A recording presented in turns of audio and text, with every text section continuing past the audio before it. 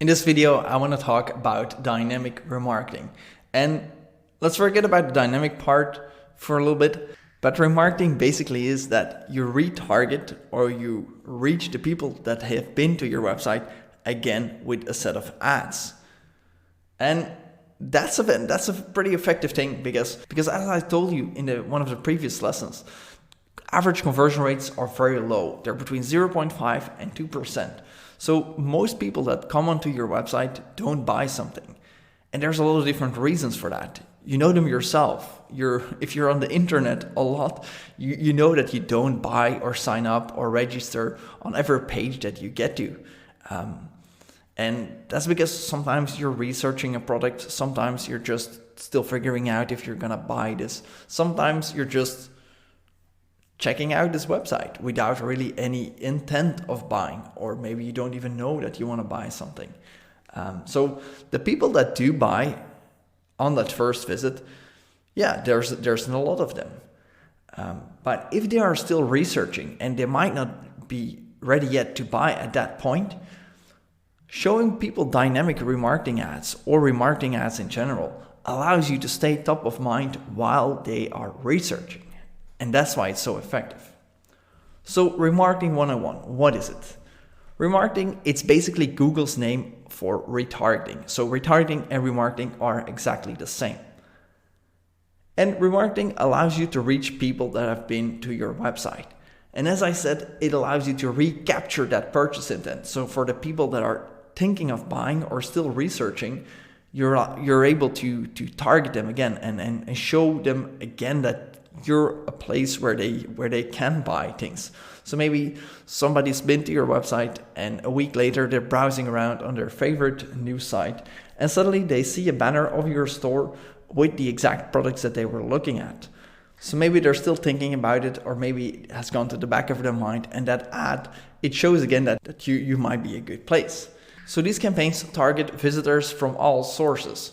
So it's not just limited to people that came from shopping or Google Ads or something. It doesn't matter how people came to your website. Remarketing allows you to target all of them again. And it's a very effective campaign type simply because those people that you are reaching, they've already been to your website. They already know about you, or they might already know about your products.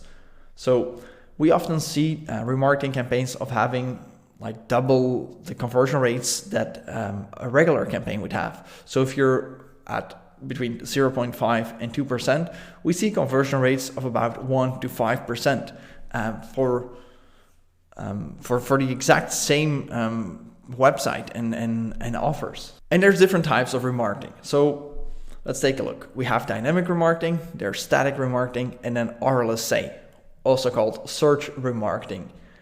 The first two, dynamic and static remarketing, they actually work with the Google Display Network.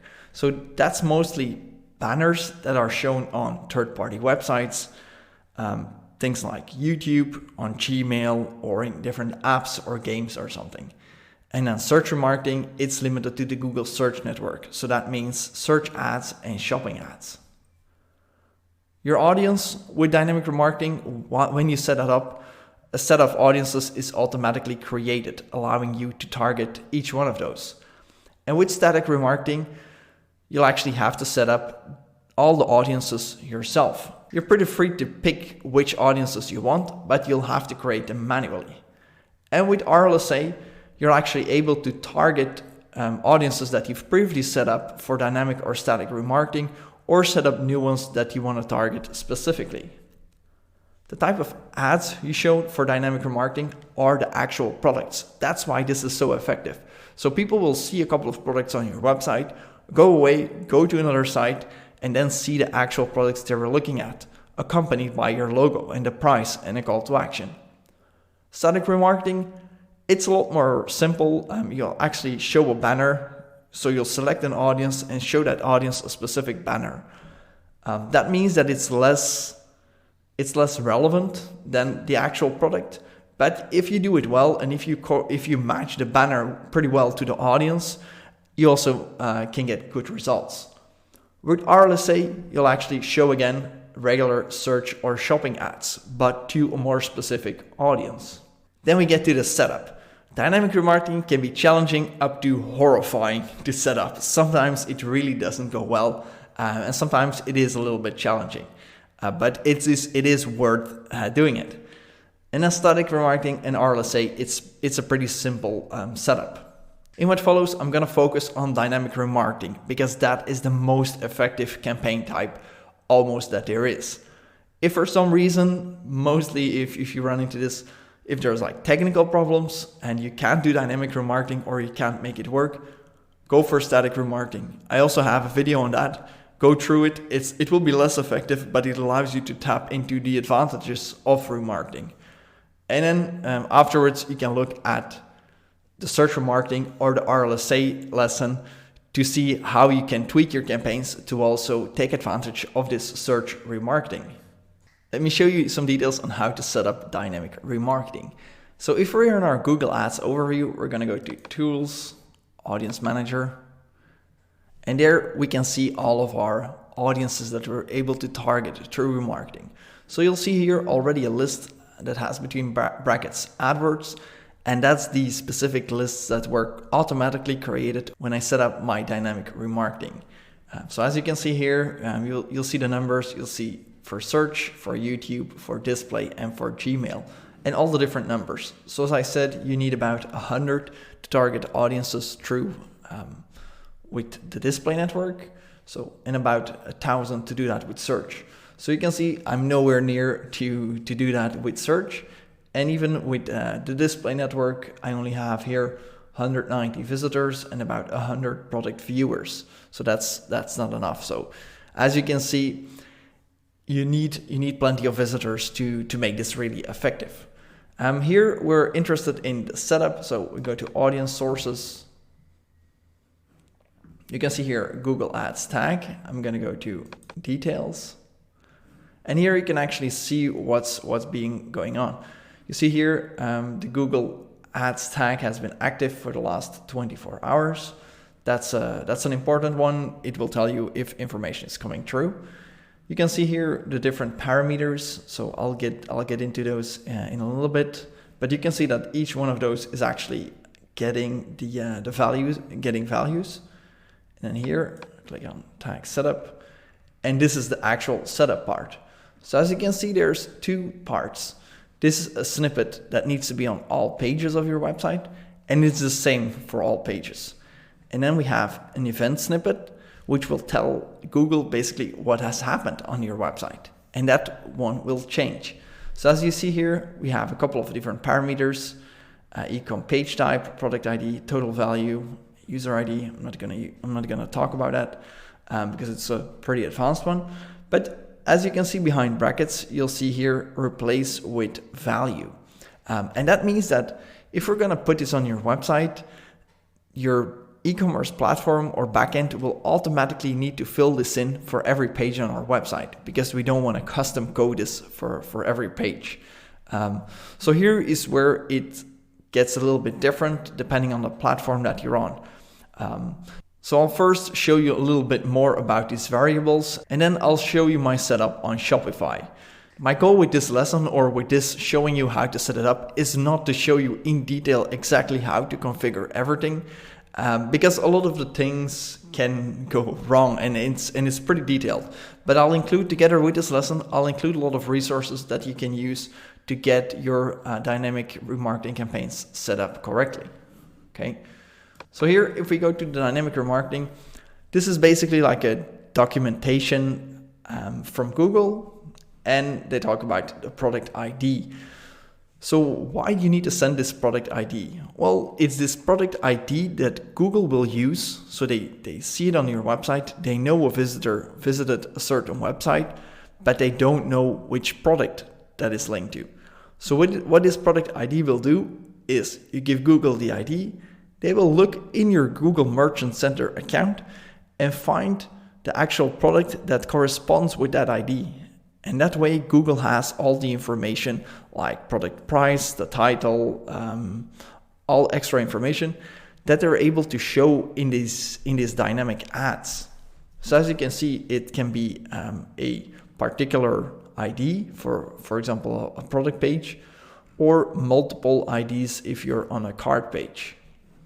Next is ecom product type. So you can actually specify different audiences based on the page type. And that's why you need to set these different values. Next is the actual value. So if you're on a product page, it's simply going to be the product price. But if you're on a purchase page, for example, purchase confirmation, it's going to be the total value of the whole thing. Category, it's an optional one where you can set the actual categories.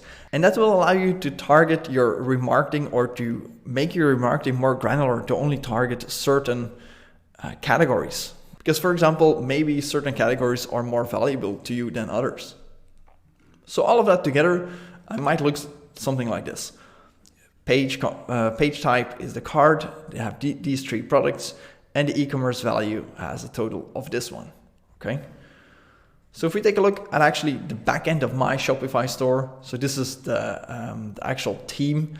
If you're not very familiar with code or something, this probably looks very Chinese, but for the ones that are familiar with it, this might be helpful.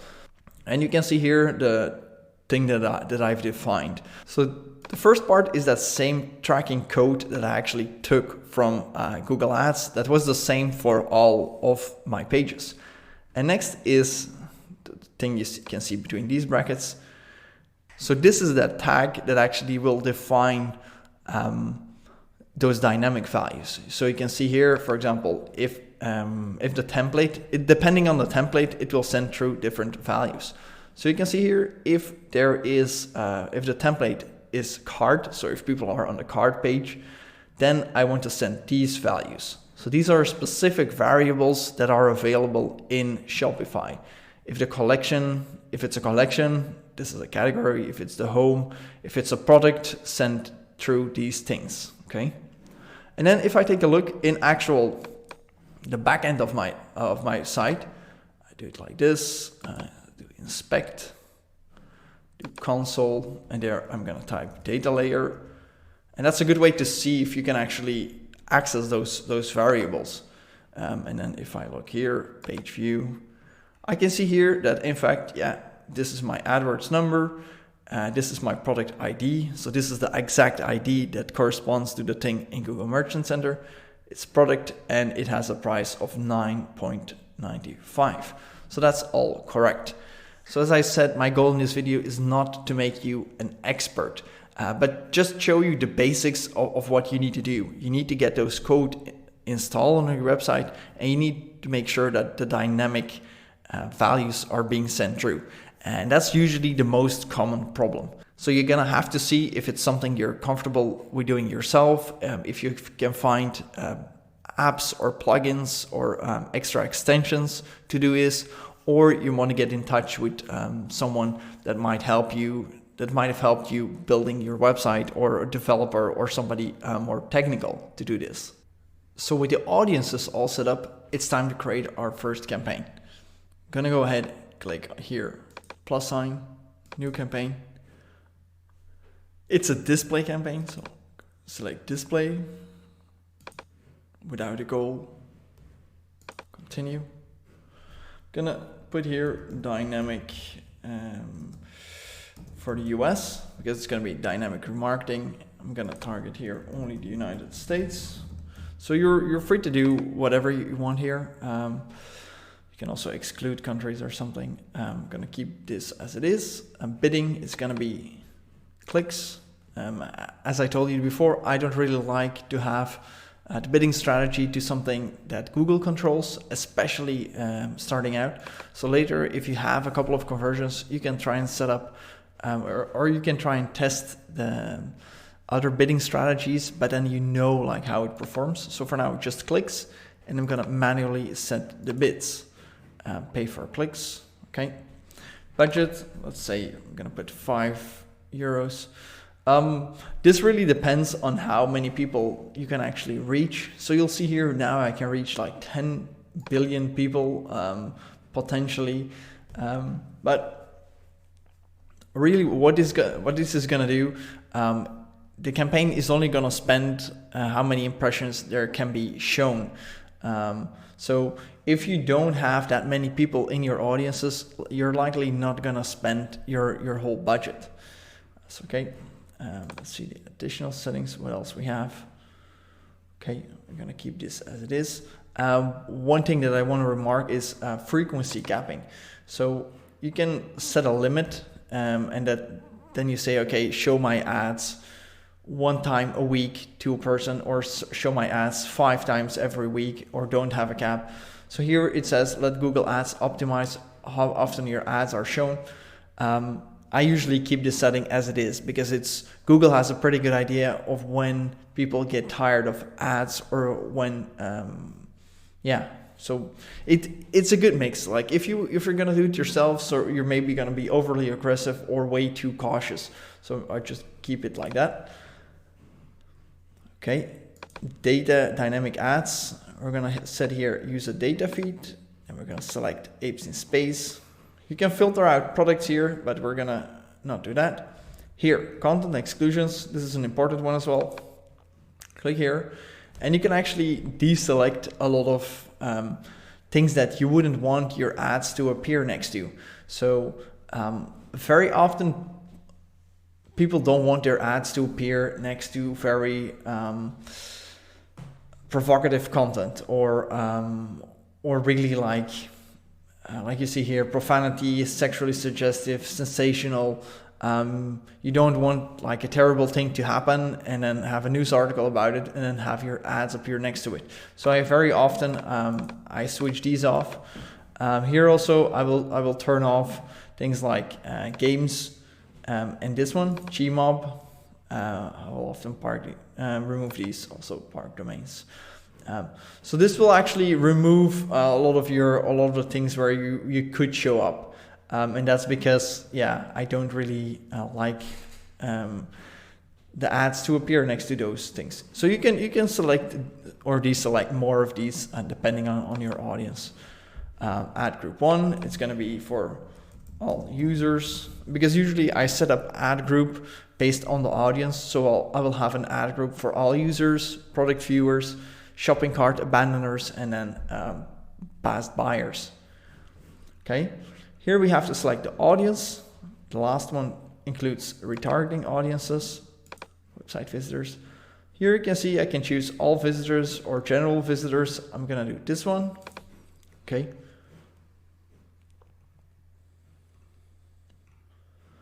Okay. Then I'm gonna keep this as it is. Here you can actually specify if you know your products are.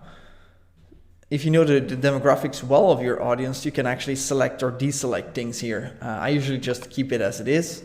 Here, this one you want to change. And this is automated targeting. And this is kind of the leeway that you give Google to look for new people outside of the audience that you've defined. So here you can say aggressive automation, which will mean that Google actually looks beyond the people that you have included, or conservative, which is a little bit more specific, or no automated targeting. And that's what we want, because we only want people that have been to the site. We don't want Google to add more people to that. Okay. Ad group bid, here to make a suggestion of 1.12. It is, it's kind of high. So I'm going to start a lot lower. I'm going to start with 0.3. That might not give me enough impressions, but I can slowly increase this towards this level. But 1.20 for all visitors, it seems kind of high. Okay, dynamic ads with data feeds. Here we're finally able to create our ads. So I'm going to hit new ad. And here I have 2 options. I can create a responsive display ad, which means that I'll fill in some values, and then Google will actually create dynamic ads and all the formats out of it, or I can upload specific display ads. This is a pretty tricky thing to do for dynamic ads. So if you have a designer or working with a team or something, you can really create your own ads and make them look super good and then upload them.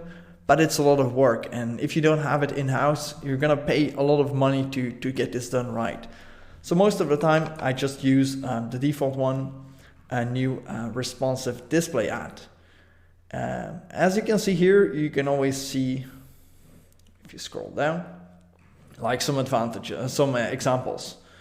See here the different ads that I use, and you can scroll through all of the different things here. So usually I also provide some extra information because it's not add URL, final URL.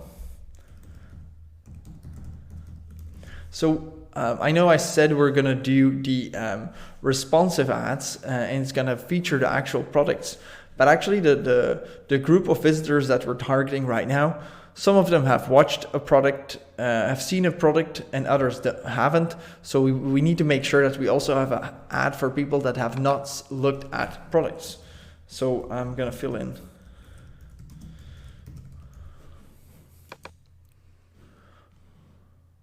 Okay, I'm gonna here.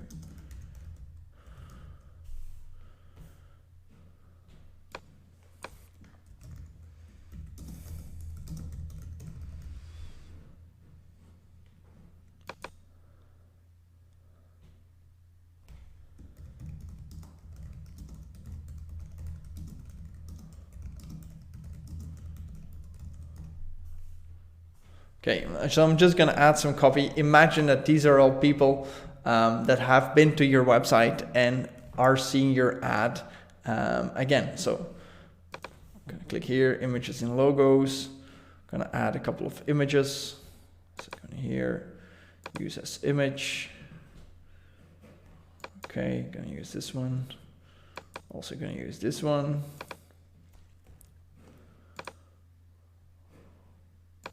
Okay, so these are gonna create some more images, as you can see. Here, I scroll a little bit more down. Seems okay. Here you can have more options. I usually change this one, call to action text, and actually pick shop now, which is a better call to action than visit. So then visit now. So you can see this is how the ads will look. These are like the regular ads. Probably can make this a little bit better or a little bit sharp, more sharp. Here you also have the option to add, click here, dynamic ads. To actually add some promotional text, I'm gonna here free shipping. Okay, so yeah, you get the big picture. I'm gonna do create here add to ad group. Enter a long headline. Yeah, basically I'm gonna do exactly the same. So you should probably put more work into this to make these ads look better. Here, click add to ad group, and that will add. You can create more ads and have them contain different information to see what works best. I'm gonna create campaign. It's gonna confirm, hit continue to campaign. And that is it. That has created the campaign. So as I said, I will often create different audiences and then add them as different ad groups. But what you want to do is, if you click here, you open an ad group, you check here the audiences, you'll see here the audience which is targeted. But if you have multiple, so let's say you have all visitors, then you have product viewers, shopping cart abandoners, you want to make sure that you're excluding the previous audiences from that specific audience, so you're not double targeting. So if you, for example, here, let's say this is the ad group for shopping cart abandoners, they would be here, shopping cart abandoners, and then we would set actual exclusions, audience exclusions. So click here. And we can exclude audiences from our campaign, which we won't do, or from our ad group. And here from this ad group, we could, for example, say, so let's say we are targeting this one. So we want to remove product viewers, past buyers, general visitors, for example, from this campaign, from this ad group. Something that's also commonly done is to add past buyers to this specific campaign. So people will stay in this list for 30 days. So it will exclude all the past buyers from the last 30 days from your campaigns because they've already bought something. Some stores also run upsell campaigns, but these are usually like different campaigns targeting past buyers of specific categories, for example. So yeah, that are some ins and outs of running your campaigns.